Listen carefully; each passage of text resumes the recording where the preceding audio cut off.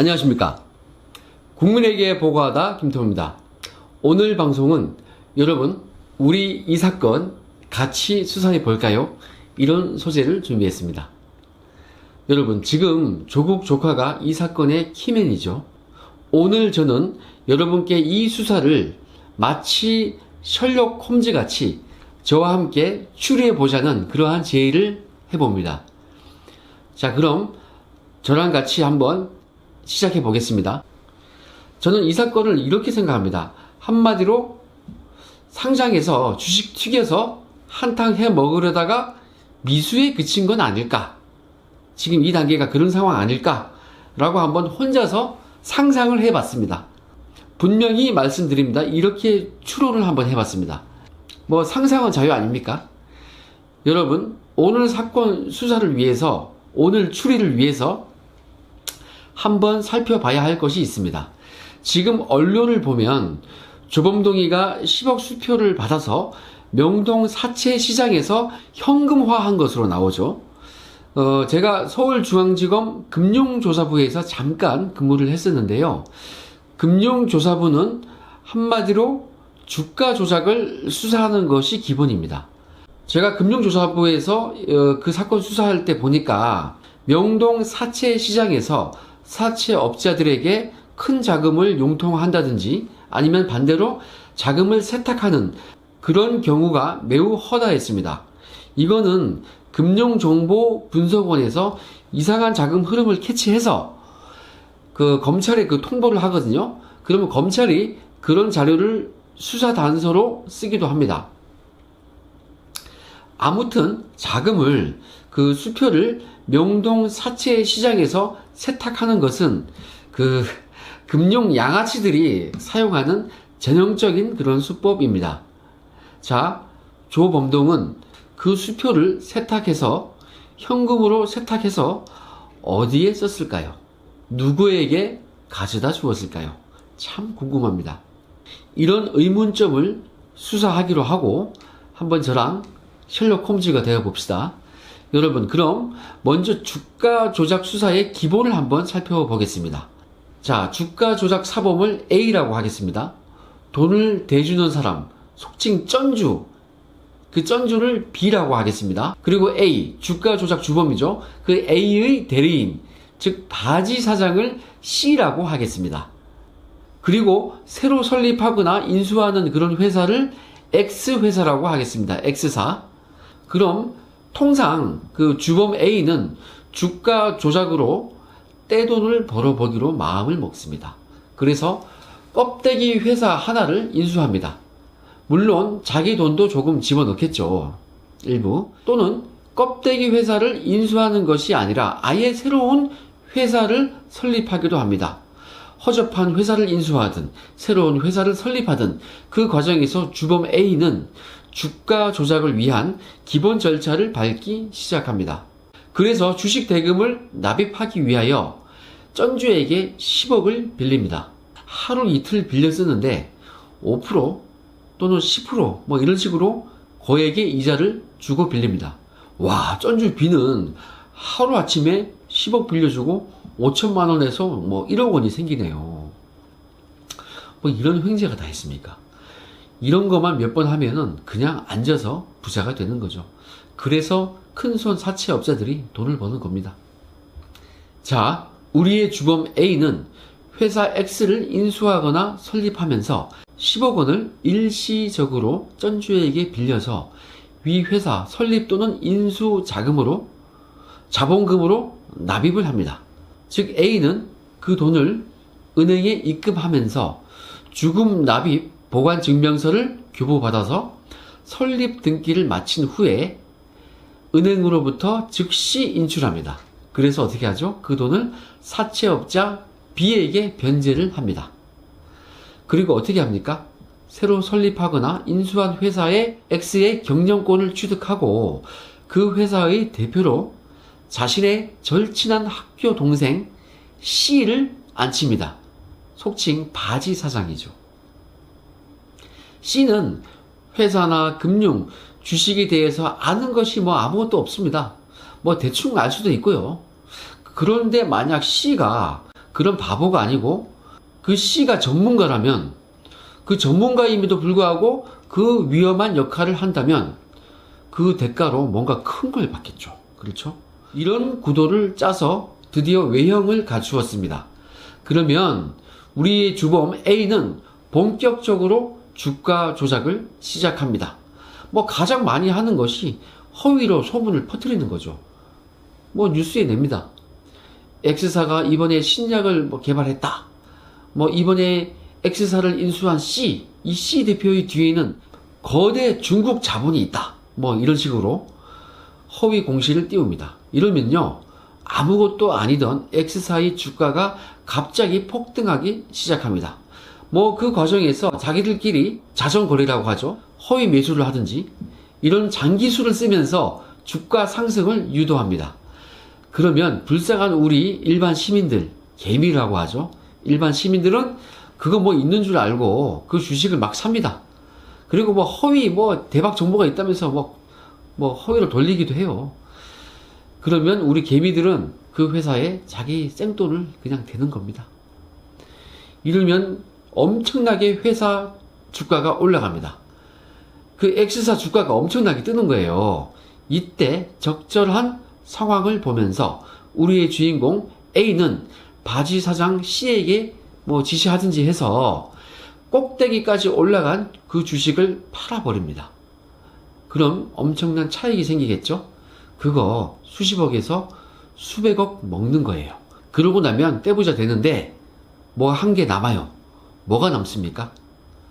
예, 책임질 일이 남습니다. 그거 누가 책임집니까? 예, 바지 사장이 책임을 지는 겁니다. 근데요, 이 바지 사장은 진짜 사회생활 하면서 한 달에 뭐 150에서 200 받다가 뭐 회사 잘리기도 하고 뭐 빚도 많고 그런 사람이에요. A가 일부러 학교 동생들 중에서 그런 힘든 애들 골랐습니다. 그러면서 약속을 사전에 했던 거예요. 야, 내가 네 팔자 고쳐줄게. 대신 너 빵에 몇 년은 가야 돼. 예를 들면 한 뭐 10억 준다고 해요. 야, 나 100억 버는데 200억 버는데 10억 니 줄게. 아니면 20억 니 줄게. 그러면요, C는요, 와, 평생 1억 모으기도 힘든데 야, 몇 년 살고 와서 10억 20억 번다고 하면요, 그냥 오케이 합니다.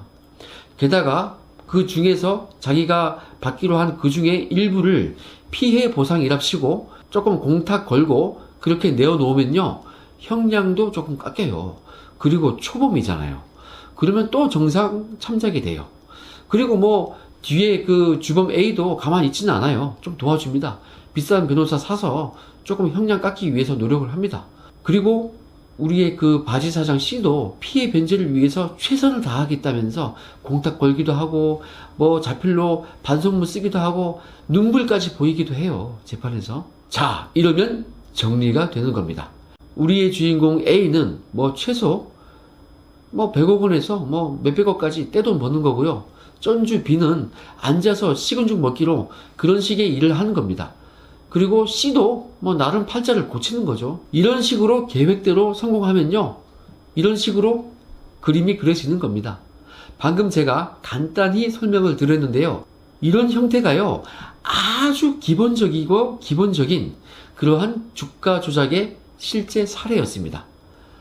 과거에 참 이런 식으로 많이 했고, 뭐 지금도 뭐 무식하게 이런 식으로 해요. 뭐 대신 빵에 갈 사람만 있으면 얼마든지 이런 형태가 가능합니다. 그리고 지금은요, 이러한 기본 형태를 두고서 여러 가지 사항을 조금씩 꼬아버립니다.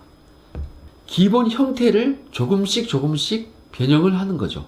그 과정에서 X사를 다른 회사와 합병하기도 하고, 그런 식으로 뭐 우회 상장을 하기도 하고, 뭐 쩐주도 바지 쩐주가 있고 그 뒤에는 끝판대장이 있기도 해요.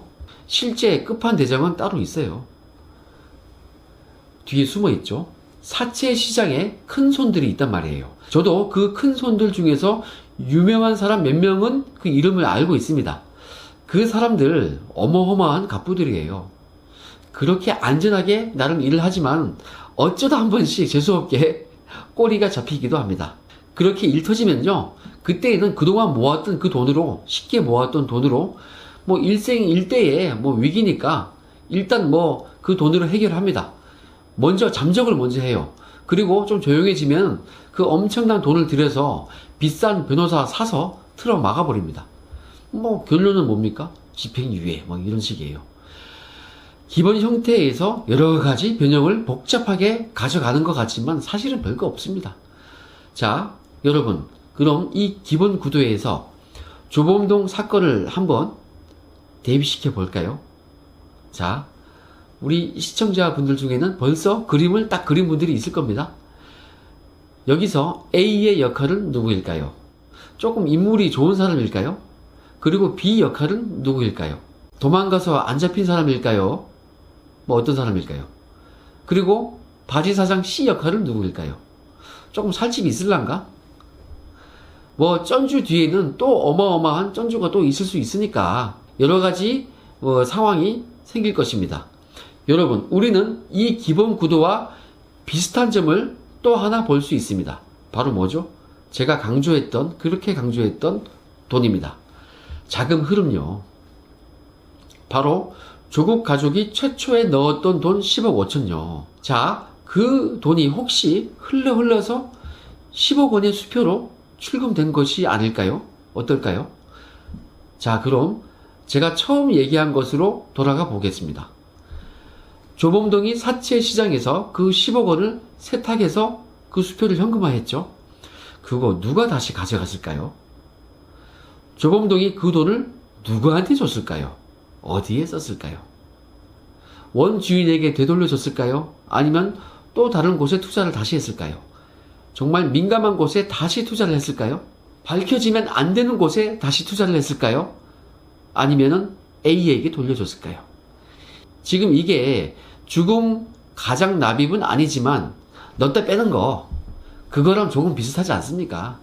넣었던 돈이 거액의 수표로 인출되어서 현금화 되었고 그게 어디로 갔을까요?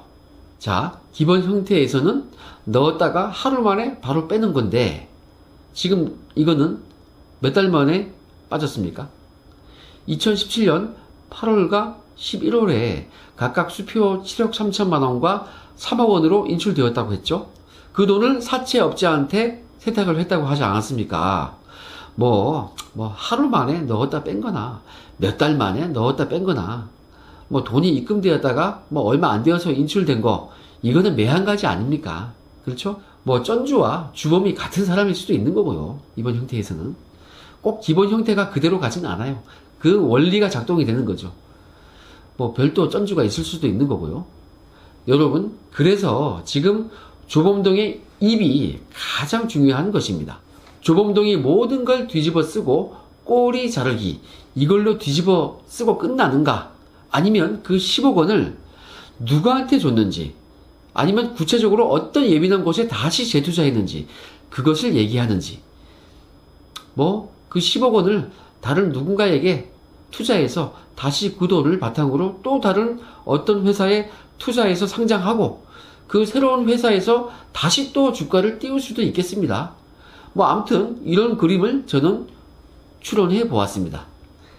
제가 오늘 얘기하고자 하는 바를 아시겠죠, 이제? 지금 그리고 이 기본 형태와 다른 점이 있다면 이 웰스 C&T 이 회사가 실제로 공공 분야로부터 수주를 받았다는 거죠. 수주가 증가했다는 거죠. 허위 공시가 아니라 그렇게 수주를 실제 받았다는 것입니다. 진짜로 실적이 올라갔다면 그만큼 상장 이후에 시세 차익이 더 커지겠죠. 그렇죠? 그렇게 단위가 커지는 겁니다. 그리고 그렇게 일감을 몰아서 받는 과정에서 누군가 권력자가 힘을 써준 것이 있다거나 이런 게 진짜 관건이죠. 이런 발전된 변형된 형태가 저는 예상이 되는 것입니다. 지금 우리로서는 잘된 점이 하나 있습니다. 이게 지금 완벽히 이 그림이 성공을 했다면은 어떻게 됐을 것 같습니까? 그러면 바지 사장이 자기도 거액이 생기는 거니까요. 거액을 약속받고 자기가 몽땅 뒤집어 쓸 수 있겠죠. 충분히 그럴 가치가, 그럴 대가를 받고 그렇게 뒤집어 쓸 만한 가치가 있는 거예요. 그런데 지금 이 그림이 진행 중인 상황에서 들통난 것이라면 우리에겐 정말 다행인 겁니다. 중간에 실패한 거니까 떼돈 번 사람이 일단 없으니까 바지 사장이 자기가 먹을 것이 없어진 겁니다. 그러면 혼자 뒤집어 쓸 가능성이 상당히 줄어들 것입니다. 그래서 이 사건이 저는 희망이 있다고 보는 것입니다. 저는 이렇게 추론을 했습니다. 자, 여러분 저랑 같이 한번 추리소설 한번 써봤습니다. 어떻습니까? 흥미로우셨습니까?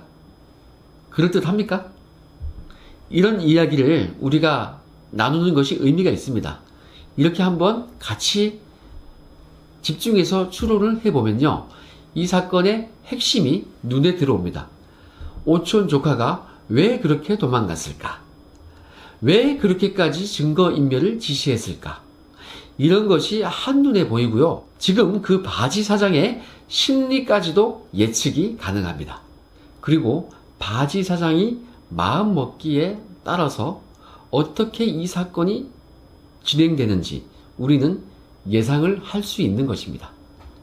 여러분, 우리 이 드라마의, 이 영화의 결말을 각자 한번 상상을 해보면서 오늘 방송을 마치겠습니다. 감사합니다.